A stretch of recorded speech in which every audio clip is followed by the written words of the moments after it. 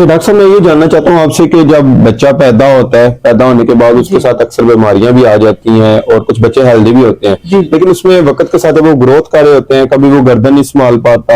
یا وہ اپنا سر جو ہے زمین کے ساتھ مارے گا، دیوار کے ساتھ مارے گا، یا اپنے ہاتھ منہ میں ڈالے رکھتا ہے، تو ان بچوں کے بارے میں آپ کیا کہیں گی؟ دیکھیں، ہمارے سامنے نفسیات بچوں کی بھی ہے اور بڑوں کی بھی ہے. تو جہاں پہ بچوں کے معاملات ہیں، بچہ اپنے ادوار خود عبور کرتا ہے، جسمانی طور پر بھی، ذہنی طور پر بھی. جب آپ کے سامنے ایک چینج بیہیویئر نظر آتا ہے، اکثر ہمارے پاس لوگ آتے ہیں، وہ کہتے ہیں کہ یہ بولتا نہیں ہے، یہ بیٹھتا نہیں ہے، یہ اپنے آپ کو سنبھال نہیں سکتا، یا اس کو ہم کوئی چیز پکڑا دیتے ہیں کھانے کے لیے تو اس کو پتہ ہی نہیں ہے کہ میں نے اس کو چبانا ہے. ٹھیک ہے، تو اس طرح کے جب معاملات، کیونکہ والدین بھی تعلیم یافتہ نہیں ہوتے اور ان کو یہ چیزیں ایک دم سے نہیں نظر آ رہی ہوتی ہیں کہ یہ نارمل بچوں سے جیسے کہ بچے بڑھتے ہیں تو اس طرح سے کام نہیں کر پا رہا، تو وہ اس میں پھر توجہ جو ہے نا وہ اپنی مذکور کرتے ہیں. تو اس میں سب سے امپورٹنٹ چیز یہ ہے کہ آپ بچے کو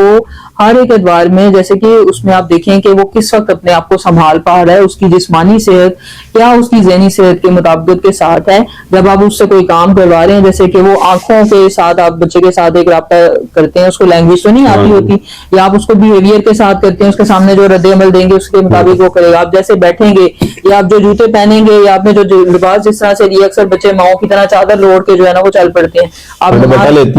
نماز ادا کرتے ہیں، جیسے کہ رمضان میں ہے تو وہ رمضان میں اس کے ساتھ ان کے نماز پڑھتے ہیں. تو یہ چیزیں بچے جو ہے نا ان کے ساتھ ساتھ کاپی کر رہے ہوتے ہیں اور ان کو سیکھ بھی رہے ہوتے ہیں، اور اس کے ساتھ ساتھ وہ بہتر ہو رہے ہوتے ہیں. لیکن جب ایک بچہ صرف ایک روٹین سے ہٹ کر کام کر رہا ہے کہ یا تو وہ اپنی زبان کو کھینچ رہا ہے،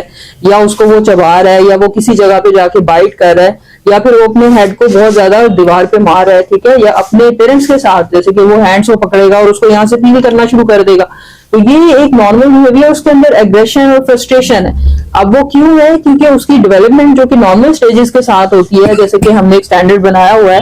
وہ اس کے مطابق سائنٹیفکلی نہیں ہو رہی ہے، وہ اس سے پیچھے جا رہا ہے. ٹھیک ہے.